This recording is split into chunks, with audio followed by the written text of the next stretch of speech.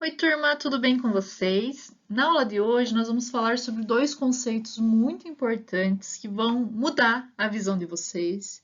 E eu tenho certeza que vocês vão levar esses conceitos para o resto da vida. Porque hoje eu vou explicar para vocês por que que o medicamento de referência é igual ao medicamento genérico. É na aula de hoje. Então, eu acredito que vocês vão gostar bastante dessa aula e realmente quando as pessoas perguntarem para vocês, medicamento genérico faz efeito? Vocês vão lembrar dessa aula, vão lembrar da professora Camila e vão falar, sim, faz efeito por causa disso, disso e disso, tá? Então, vocês vão saber a real situação e por que, né, que os medicamentos genéricos, eles não passam por todos os ensaios que um medicamento ético passa. Por que, que não passa por teste in vitro, teste em vivo? Por que, que ele só faz alguns testes e a gente consegue comprovar que eles são tão eficientes quanto o medicamento ético, né? Como o genérico é tão eficiente como o ético. Então, para a gente poder compreender, vocês vão entender hoje, vão aprender na aula dois conceitos importantes chamados biodisponibilidade e bioequivalência. Então, vamos lá. Para a gente poder compreender, então, nós vamos começar falando da biodisponibilidade. Então, quando nós tomamos um medicamento, nem todo medicamento que foi ingerido vai chegar na tua corrente sanguínea. Então, vamos pensar, é claro, no exemplo do medicamento oral. Eu tomo um medicamento que tem lá 300 miligramas de fármaco. Dessas 300 miligramas, somente 260, né? Estou dando um exemplo hipotético, pode ser que mais ou menos, depende de cada medicamento, vai ser absorvido.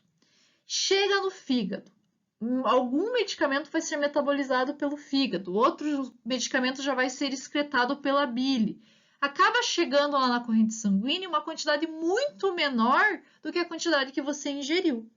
Isso é a biodisponibilidade, a quantidade de medicamento que chega na circulação sistêmica. Então, é a quantidade de fármaco que vai estar disponível para fazer efeito no teu organismo. É claro que eu dei o exemplo do medicamento oral, né, porque é o mais comum, mas outros medicamentos também vão passar por esse teste de biodisponibilidade. Alguns são isentos, por exemplo, um medicamento que faz efeito no intestino, não precisa passar por esse teste. Pomadas que são para uso local e não sistêmica, não precisam comprovar a biodisponibilidade. Medicamentos oftalmológicos para efeito local, também não precisa. Medicamentos que são aplicados diretamente na corrente sanguínea, também não passam por esses testes. Mas muitos medicamentos precisam passar por esses testes para poder comprovar a quantidade de medicamento que está chegando ao destino final, né, ao local ali, à corrente sanguínea para ter a sua ação. Assim, você consegue comprovar que o medicamento genérico tem o mesmo efeito que o medicamento ético. Atualmente, o medicamento similar também tem que passar por esses testes para comprovar aí que tem o mesmo efeito que o medicamento ético. E a partir dessa biodisponibilidade, nós temos a bioequivalência, que é uma equivalência biológica, que é a comparação do medicamento teste, que pode ser um medicamento medicamento teste, um medicamento similar ou um medicamento genérico, com o medicamento de referência, para observar, para comprovar que esse medicamento vai ter efeito, vai ter a mesma eficácia terapêutica que o medicamento de referência. Se o medicamento está chegando na mesma concentração na corrente sanguínea, ele vai ter o mesmo efeito, tá? Isso é óbvio, por quê? Porque ele vai chegar aos sítios de ação que a gente viu na aula passada, tá bom? Então, a partir de 2010, a Anvisa publicou uma RDC 31 de agosto de 2010, onde essa RDC ela demonstra todos os testes que devem ser feitos para comprovar essa bioequivalência, a biodisponibilidade e até mesmo a equivalência farmacêutica, que é quando você compara o medicamento em ensaios clínicos. A gente vai falar um pouquinho sobre isso também daqui a pouco, mas já tenham isso em mente. Medicamento genérico, ele tem o mesmo efeito e a mesma eficácia que o medicamento ético ou medicamento de referência. Por quê? Porque ele vai chegar na mesma concentração na nossa corrente sanguínea. E aí estão aí, né, diversas teses comprovando hoje a eficácia desses medicamentos. E qual a importância dos testes de biodisponibilidade e bioequivalência? Primeiramente, comprovar a eficácia clínica, como eu falei para vocês. É o meio mais barato para aprovar medicamentos genéricos, porque a partir disso a gente consegue comprovar que tem efeito, não precisa passar por todos aqueles testes que demoram 20 anos, né? Então nós conseguimos aí comprovar, 20 anos eu exagerei, né? Mas a gente consegue comprovar rapidamente a eficácia desses medicamentos. E também nós conseguimos aí verificar a partir dos testes que esse medicamento ele tem uma eficácia tão boa que mesmo com processos de fabricação diferentes, com alteração nesses processos de fabricação, eles continuam tendo a mesma eficácia. Então pensem assim, eu fabrico um medicamento há muitos anos. O mesmo medicamento lá, vou dar um exemplo aqui do captopril. Eu fabrico o captopril há muitos anos, sempre fabriquei do mesmo jeito, mas agora não estão mais produzindo o meu excipiente que eu sempre usava. O que eu vou fazer? Vou trocar o excipiente, tá? Posso trocar? Posso trocar.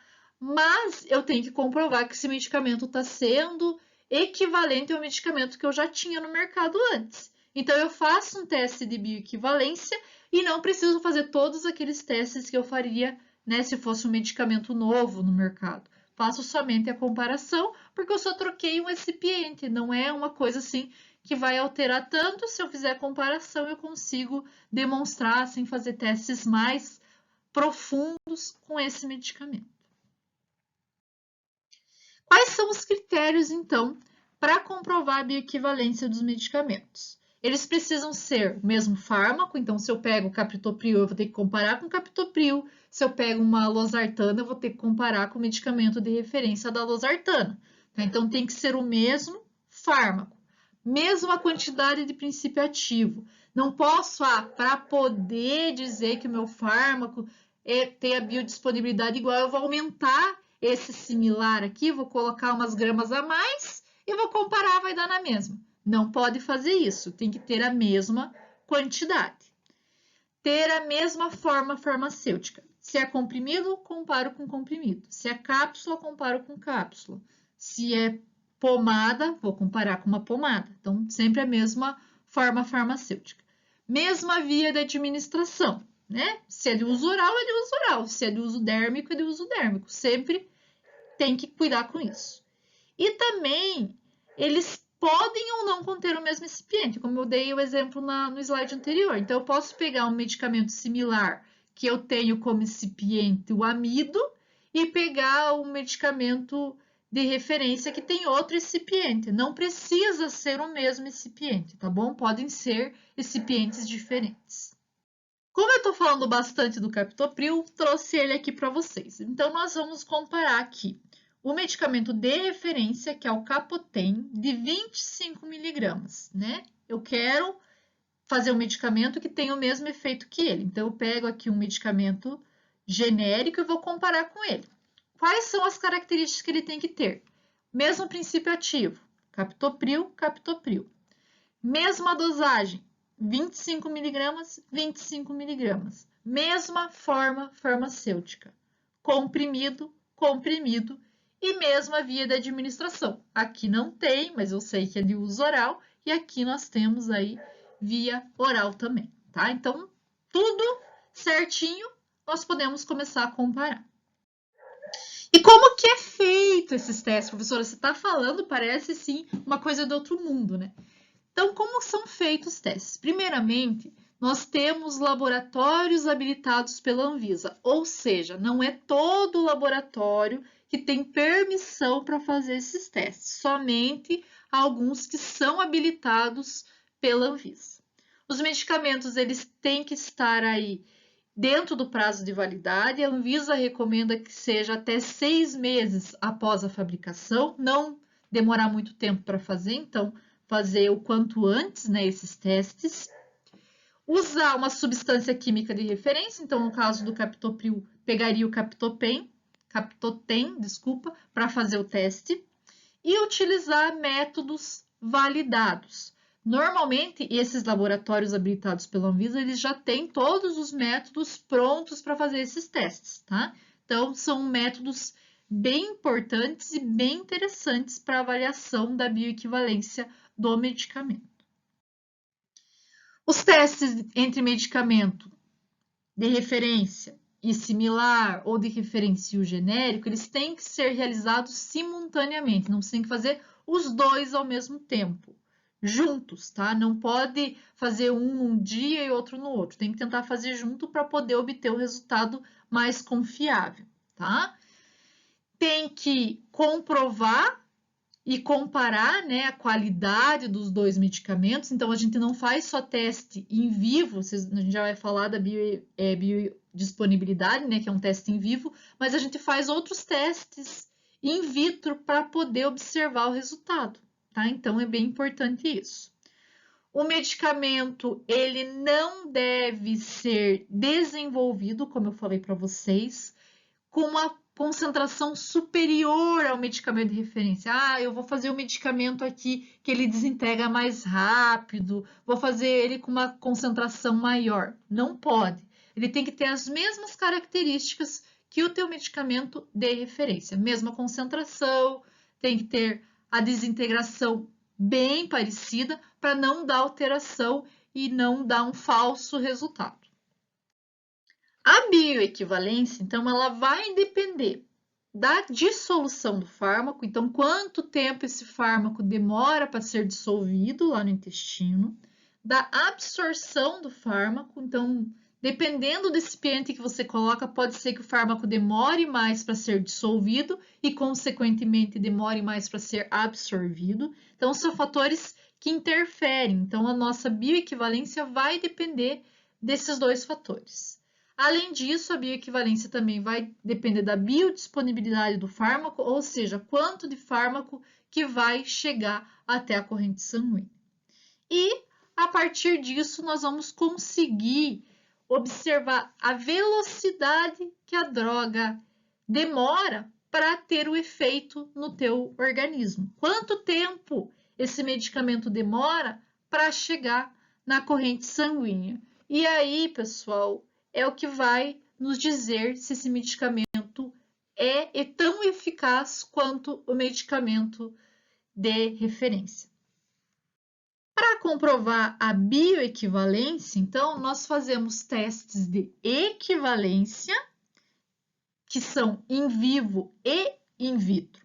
O in vitro são análises químicas, né? Que você vai visualizar a cor, vai visualizar ali os aspectos físico-químicos, vai verificar se esse medicamento ele tem alguma alteração microbiológica ou até alguma característica ali que dificulte esse medicamento a ser absorvido visualmente ou até mesmo, né, através de estudos de desintegração, tá? Então, vocês, né, geralmente quem faz esses testes de equivalência são farmacêuticos, mas eu estou passando aqui para vocês saberem que existe, né? Porque é muito importante para vocês saberem como que é comprovada a equivalência desses medicamentos, né? Como que é comprovado que esse medicamento tem efeito.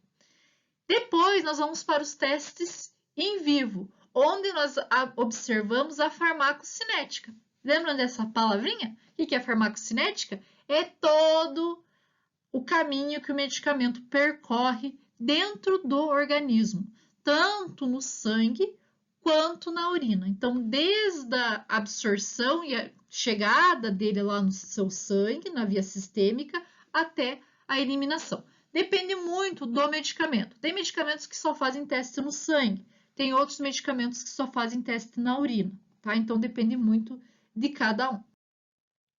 Então, primeiro nós vamos começar com mais detalhes nos testes preliminares, que são os testes in vitro. Primeira coisa, no teste in vitro, identificação. Por como que eu sei que a indústria que está tentando colocar o medicamento genérico no mercado, ele mandou o medicamento certo lá para eu testar? Então, a análise começa aí fazendo identificação por infravermelho, por cromatografia, por ressonância, caso, né, seja, né, o caso, depende de cada um depende muito do laboratório. Mas eles fazem identificação. Também nós temos reação de cor, temos identificação da molécula de várias formas, né? Como eu falei para vocês, por UV, infravermelho, por cromatografia, por cromatografia líquida de alta eficiência, cromatografia gasosa, depende muito de cada laboratório. Também pode fazer teste por ponto de fusão, né? Mas não é muito indicado, é um pouco mais difícil identificar assim. O mais utilizado, assim, vou ser sincera com vocês, é o CLAI, que é a cromatografia líquida de alta eficiência. Mas existem outros também testes que podem ser utilizados. Depois, nós temos que verificar as características da amostra.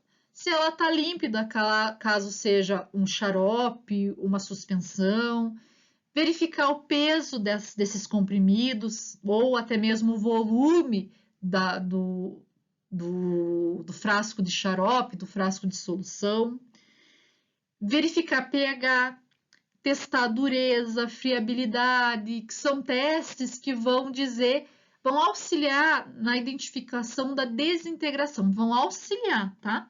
E nós temos daí o teste de desintegração, que é um teste realizado em laboratório, onde a gente coloca um meio muito parecido com o meio intestinal e vai dissolver esse comprimido para verificar se ele vai desintegrar no mesmo tempo que o medicamento de referência, tá? É um teste bem simples, bem interessante.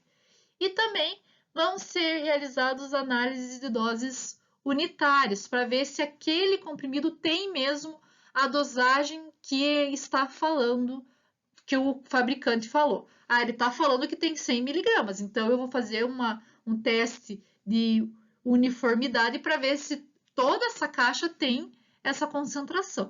Então, é um teste bem interessante também, mas não vem ao caso da gente detalhar ele aqui, só para vocês saberem que existe. Também avaliamos o teor, né?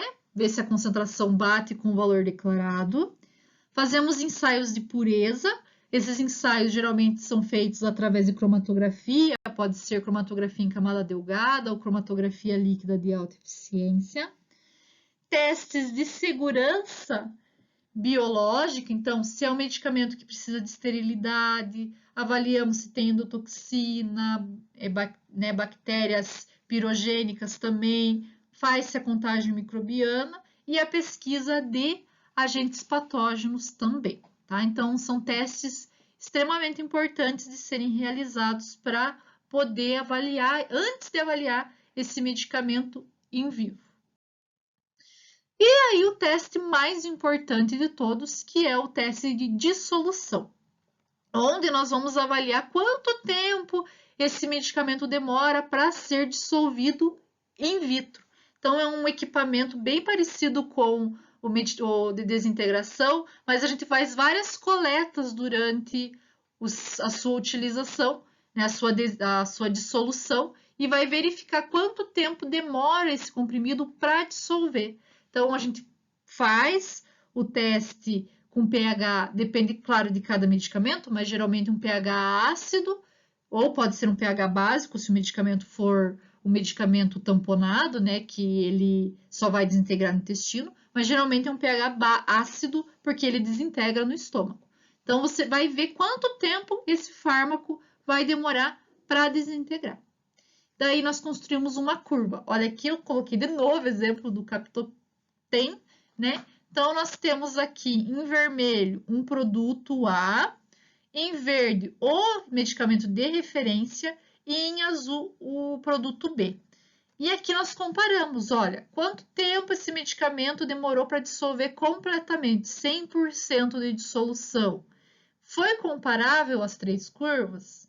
Não. A A gente está vendo que o medicamento A ele não teve uma dissolução comparável. Ah, então se ele não teve dissolução comparável, nem vou testar em vivo, que eu sei que não vai funcionar. Devolvo para a indústria, ó, vocês têm que mudar aí, ou provavelmente vão ter que mudar a formulação de vocês para poder comparar. Não está dando certo, olha, que não dissolveu igual, então volta aí e vão melhorar, tá? E o medicamento B, nesse caso, olha, teve uma dissolução bem parecida, então é um medicamento que seria, sim, aprovado para ir para o teste em vivo. Então, aqui, ó, pessoal, é o tempo de dissolução. Então, o Captotem, ele demora mais ou menos 25 minutos para dissolver, né, no nosso organismo completamente. E aqui a porcentagem, ó, 20%. Ó, vejam que o risquinho azul e o verde está muito próximo. 40%, 60%, 80%. O azul ele dissolve um pouquinho mais, mas é uma porcentagem de erro normal, tá? E assim nós vamos conseguindo comprovar a equivalência farmacêutica. Quer dizer que um medicamento equivale ao outro medicamento, eles são comparáveis.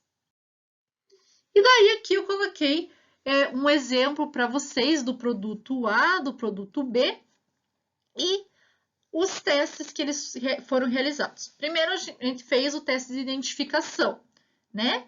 Tem que dar positivo. Captem, desculpa, positivo, produto A positivo, produto B positivo. Peso médio, pode variar 10%, todos eles derem conformidade. Friabilidade. Aqui, ó, pessoal, nós já temos um problema com o nosso produto A. Tem que dar menor que 1,5. Ah, não, desculpa, não temos problema, não. Tem que dar menor que 1,5. Então, todos os medicamentos deram menos que 1,5. Então, não tivemos problema com nenhum deles. Desintegração. Tem que demorar menos que 30 minutos. Pro captopril. Para outros medicamentos, pode ser que mude esse tempo de desintegração. Todos eles tiveram em conformidade. Dureza, maior que 30. Todos eles tiveram... Maior que 3, desculpa. Todos eles tiveram essa dureza. Doseamento. É um medicamento de 25 miligramas. Pode ter um erro, tá? Tem uma margem de erro. Aqui, no caso, né, a nossa margem de erro é de 22,5 a 27,5. Todos eles também estiveram em conformidade. Esse doseamento pode acontecer porque quando você mistura ali o medicamento, né, com o teu recipiente, pode ser que um comprimido ficou com um pouquinho mais do que o outro, então pode ter aí uma variação, tá? É comum acontecer. Mas, pessoal, é uma variação pequena, tá? Não adianta vir aqui com um medicamento de 30 miligramas para poder comparar com o de 25, que não vai passar no teste. Uniformidade. A uniformidade de conteúdo, que é um teste mais aprofundado de doseamento, onde a gente faz um doseamento em vários comprimidos, tem que ficar entre 85 a 115. E aqui nós observamos que também todos eles estiveram no padrão. E o teste de dissolução ele tem que ser maior que 80. Então, o de referência deu 104,36, o produto B, como a gente viu ali, deu 102, né? Então, teve uma dissolução certa. Já o produto A, não. Ele só dissolveu 76%, sem falar que ele não acompanhou a curva de dissolução. Ou seja, é um produto que seria reprovado. E olha, ele passou em todos os outros testes, menos no teste de dissolução.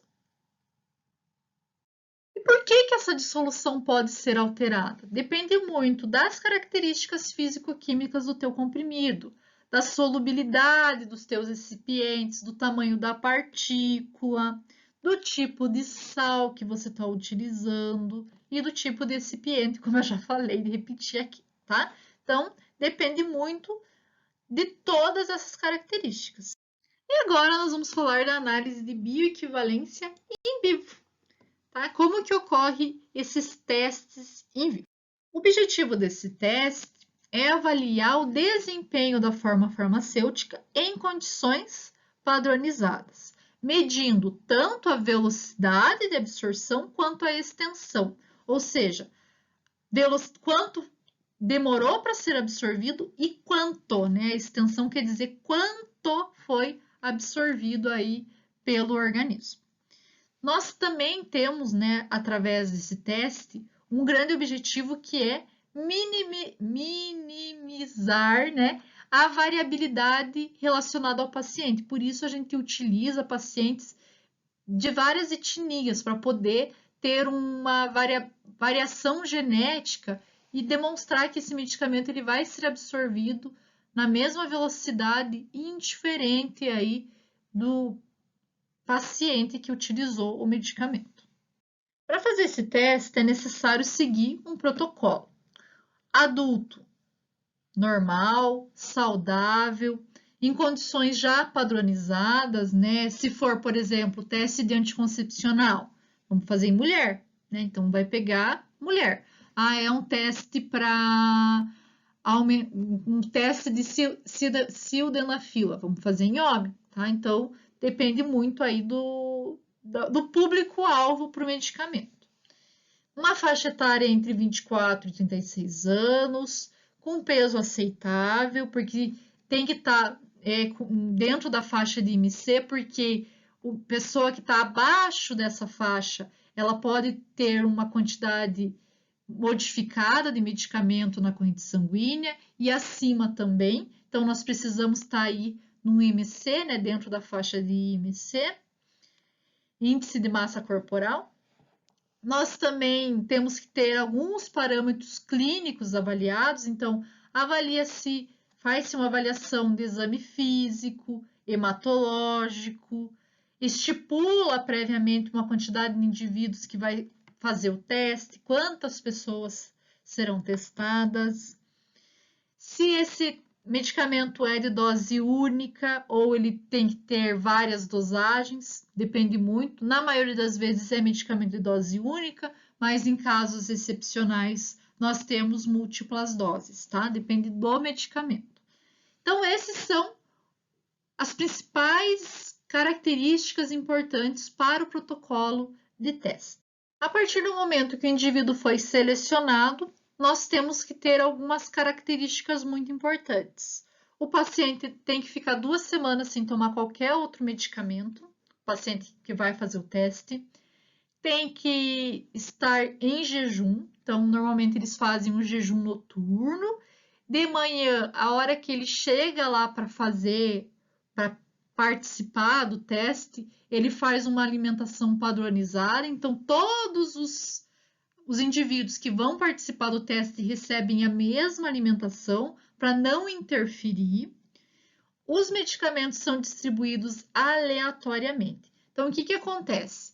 Nós vamos dividir lá o grupo em 2 grupos, né?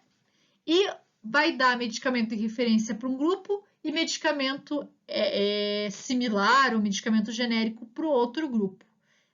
Ninguém sabe qual medicamento recebeu e nem a pessoa que vai fazer as análises do sangue vai saber quem recebeu qual medicamento. Só a pessoa que está distribuindo que vai saber qual medicamento ela deu para o grupo A e qual medicamento ela deu para o grupo B. Então, depois que a pessoa tomou o medicamento, aqui eu estou falando de medicamento oral, né, que é o mais comum, mas pode ser outro tipo de medicamento. Então, após a administração desse medicamento, vai ser realizado a coleta de sangue em um tempo determinado. Podem ser várias coletas, de meia em meia hora, de uma em uma hora. Então, o que a gente normalmente observa, né? Eles tem que dar o medicamento ético e o teste no mesmo dia, o de referência e o teste no mesmo dia. Então, eles vão lá, vão dando o medicamento e vão marcando o horário que a pessoa tomou, para fazer a coleta no horário certo. Então, eu tomei o medicamento 1 hora, então 2 horas, né, se for de 1 em 1 hora, 2 horas eu vou fazer a coleta. O paciente A, isso o paciente A. O paciente B tomou o medicamento 1 e 5, 2 e 5 eu vou fazer a coleta. Medicamento, paciente C, 2 e 10, então 1 e 10, então 2 e 10 eu vou fazer a coleta. Isso para padronizar o tempo que vai ocorrer a coleta em cada, né? E a coleta tem que ser exatamente igual em todos os pacientes, porque senão você pode ter uma alteração de quantidade de medicamento que chegou na corrente sanguínea, tá? Isso é importante também. Além do momento de coleta, no protocolo tem que ter a técnica de coleta. Então, como vai ser feito? Vai ser feito através da seringa essa coleta? Todo mundo tem que fazer a coleta através da seringa, tá? Então, tem que ser bem padronizado isso, tá bom? E também como essa amostra vai ser armazenada. Às vezes, você faz a coleta e não consegue analisar a coleta no mesmo dia. Então, você tem que armazenar. Vai armazenar em geladeira? Vai armazenar em freezer? Ah, esse medicamento aqui, ele degrada no freezer, tem que ser em geladeira. Então, depende muito também do medicamento. E depois que nós coletamos todo o sangue para fazer análise, ou pode ser a urina também, mas nesse caso, como eu estou dando o exemplo do sangue, eu vou avaliar a curva de concentração plasmática. O que é essa curva? É o tempo que o medicamento vai levar para ser absorvido até chegar no pico de concentração e quanto tempo ele leva para ser eliminado. Tá? Então, por isso, normalmente essas coletas aí, elas levam horas, né? 8 horas coletando, ou até mais, dependendo do medicamento. Se for um medicamento com efeito de 24 horas, né? Tem que ficar coletando por 24 horas, tá bom? Então, depende muito. E a partir dessas coletas, a gente consegue fazer essa curva. Então, nós vamos ter, né, o horário da coleta. Então, na curva tem o horário, já vou mostrar uma curva para vocês, do tempo que foi coletado depois da administração. Então, o horário 0 foi o horário da administração. Hora 1 foi a primeira coleta, hora 2, segunda coleta, hora 3, terceira coleta. Daí faz-se a curva de administração. Então, tempo 0 foi quando o paciente tomou o medicamento. E a partir daí, nós fazemos a contagem para ver como ele foi absorvido pelo sistema gastrointestinal. Se for perfil urinário, nós vamos determinar daí a concentração, do medicamento na urina. E daí tem que ter intervalos específicos, porque também a pessoa não vai conseguir fazer xixi de uma em uma hora, depende muito, é claro, né? Mas aí vai ter um intervalo um pouco maior, tem que ter um tempo especificado, até porque demora para começar a ser eliminado esse medicamento. Então, você tem que ter um tempo maior para observar esse medicamento sendo excretado na urina. E daí você vai observar a quantidade de droga que foi excretada. Pode ser a droga a droga, como que eu falo para vocês?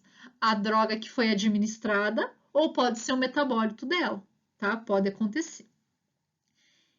É interessante que normalmente na urina a concentração é inversamente proporcional ao do sangue. Então, se está aparecendo na urina esse medicamento, quer dizer que ele está saindo do sangue. Então, ele está diminuindo no sangue e está aumentando na urina. Então, como eu falei, a partir da absorção desse medicamento, nós vamos quantificar quanto de medicamento chegou à corrente sanguínea, que vai ser a nossa biodisponibilidade. E nós vamos fazer um perfil de concentração pelo tempo. E vamos obter dados muito importantes, que é o pico máximo de concentração e o momento do pico máximo de concentração. Então, vou mostrar aqui para vocês, né, uma tabelinha. Hora 0, que foi de administração do medicamento, 0 microgramas por ml. Então, quando você administra o medicamento na hora 0, você faz a primeira coleta, tá? Eu acho que eu coloquei no slide atrás e não falei. Você faz a primeira coleta para comprovar que ele não tinha nada, tá? Isso é importante. Hora 1, é claro, pessoal, isso aqui é um exemplo bem hipotético. Hora 1, 1 micrograma por ml. Hora 2, 2 microgramas por ml. Hora 3, 3 microgramas por ml. Hora 4, 3,5. Hora 5, 2. E hora 6, 0. Então, aqui vocês conseguem observar que na hora 4 foi o pico de maior concentração. Então, é quando nós tivemos uma maior concentração desse medicamento no organismo. A partir daí, nós podemos fazer a curva de correlação. Tá? Essa curva que eu fiz não é bem a curva ali que a gente tem na tabelinha anterior, mas é só para comparar aqui os dois medicamentos que a gente está observando. Então, aqui em vermelho, vamos pensar que esse medicamento aqui é um medicamento que ele demora mais ou menos para chegar ao pico de concentração aqui nas 6 horas, tá? É um medicamento de pico de concentração em 6 horas.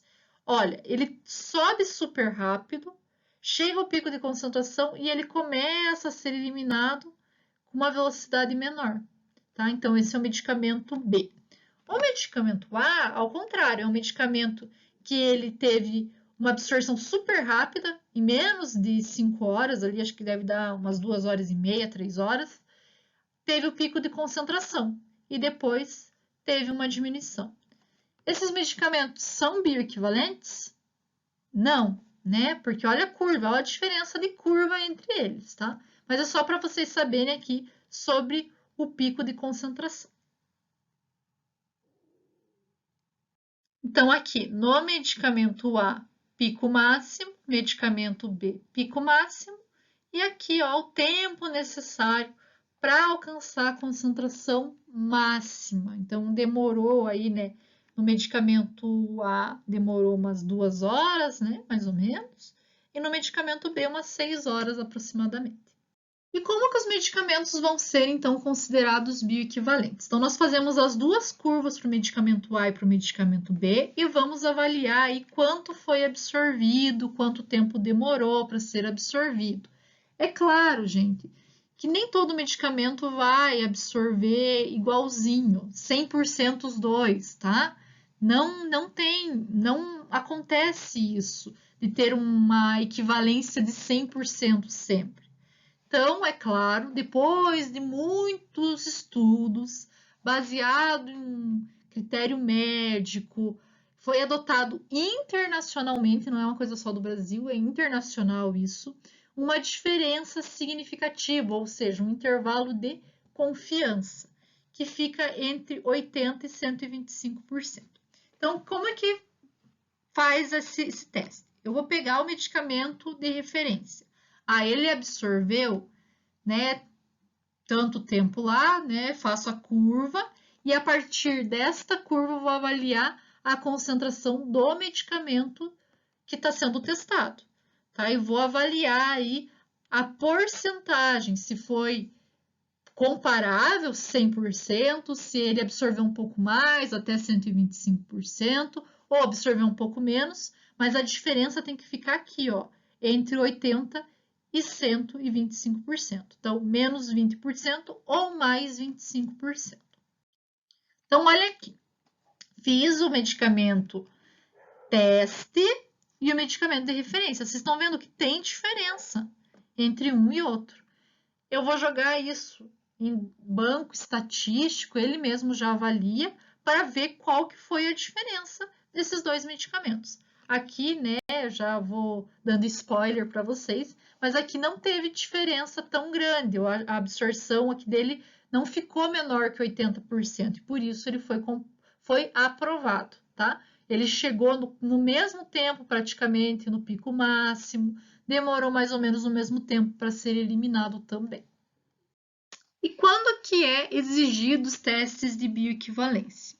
Quando o medicamento ele tem uma estreita margem de segurança, ou seja, a dose de eficácia do medicamento, a dose que tem efeito e a dose tóxica são muito próximas. Isso a gente fala que tem uma margem de segurança estreita. Então, se o medicamento tem isso, opa, tenho que testar, tenho que observar. Quando já foi evidenciado problemas de biodisponibilidade e bioequivalência, e quando nós observamos aí que os recipientes do medicamento de referência ou do medicamento similar, nesse caso, afeta a biodisponibilidade dele. Então, são alguns critérios que se faz obrigatório o estudo de bioequivalência. Também é obrigatório quando o medicamento ele tem polimorfismo, que afeta a biodisponibilidade, medicamento com liberação modificada, né, através do comprimido, lá quando ele tem uma liberação diferenciada, medicamentos sistêmicos não orais e não parenterais, transdérmicos, por exemplo, precisam. Comprimido eu já falei, cápsula, drágia, comprimidos de medicamentos de ação oral em geral, precisam passar por esse teste. Creme ou suspensões de uso tópico com efeito local não precisam realizar o teste. Somente medicamentos que têm ação no sistema, tá? Medicamento parenteral não precisa, tá? Porque vai fazer a administração direta no local, né? Diretamente na veia, então não precisa, tá? Então, depende muito de cada medicamento. Mas pensem assim, se vai modificar a absorção no medicamento, se tem alguma coisa que altera a absorção, eu preciso fazer a administração, fazer a análise de bioequivalência para comprovar que esse medicamento é tão bom quanto o de referência, tá? Se tiverem alguma dúvida aqui, pode ser que eu tenha deixado um pouco confuso, vocês me mandem mensagem que eu esclareço um pouco mais. Mas pensem assim, medicamento oral, todos precisam, a não ser o medicamento que tem ação local no intestino. Medicamento tópico que não tem ação sistêmica não precisa.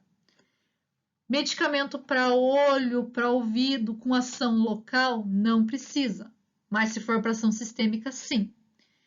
Medicamento que vai ser injetado diretamente na veia não precisa, mas se for um medicamento transdérmico, precisa, tá? Então tem que cuidar muito com isso. E agora, para finalizar nossa aula, estou terminando, nós vamos falar da intercambiabilidade. Então, em 1999, surgiu os medicamentos genéricos. São medicamentos mais baratos, não precisam passar por tantos testes, a não ser esses que eu falei para vocês hoje. E isso faz com que esses medicamentos cheguem mais barato ao paciente. Então, teve uma lei, 9.787, onde nós começamos a substituir o medicamento de referência por um medicamento genérico. Então, é intercambiável. Você pode trocar, né, na farmácia ou até mesmo no hospital, um medicamento de referência por um medicamento genérico. Então, pode ser feita essa troca, tá? Então, é bem importante vocês saberem isso. Esse medicamento ele tem um custo de produção menor, ele não precisou passar por tantos testes quanto o medicamento de referência e ele acaba sendo mais barato, tanto para o paciente como para o governo também, porque, por exemplo, se a gente tem, né, esse medicamento no posto de saúde, é mais barato comprar um medicamento genérico do que comprar um medicamento de referência. Mas, gente, é importantíssimo vocês compreenderem. Tem efeito. Os medicamentos, eles são intercambiáveis, eles têm a mesma absorção, chegam lá no sangue, na mesma concentração. Eu posso trocar porque eles são confiáveis, eles vão ter o mesmo efeito. Não, porque é mais barato, não tem efeito. Não, pessoal, eles têm o mesmo efeito. Certo, pessoal? Aqui algumas referências da aula. Eu coloquei a farmacopeia, mas eu coloquei algumas RDCs, que é bem importante vocês darem uma olhadinha, se vocês tiverem interesse em saber com mais detalhes aí quais medicamentos obrigatoriamente precisam passar ou não precisam passar pelos testes de bioequivalência. Espero que vocês tenham gostado da aula. Até a próxima semana. Na próxima semana, antes da gente terminar aqui, eu vou fazer uma revisão com vocês da matéria que a gente já viu até aqui e vamos fazer um questionário. Então, semana que vem a nossa aula vai ser síncrona, tá? Vamos ter uma aula ao vivo. Eu sei que vocês estão com saudade do meu rosto, já faz dias que vocês não me veem, né? Aliás, só me vira uma vez, né? Então, nós vamos semana que vem fazer essa revisão. Então, eu vou passar para vocês uma lista de exercício para vocês realizarem, tá? Essa lista, para a semana que vem nós fazermos a revisão antes do questionário, tá bom? Um grande abraço para vocês. Qualquer dúvida, entre em contato. Tchau, tchau.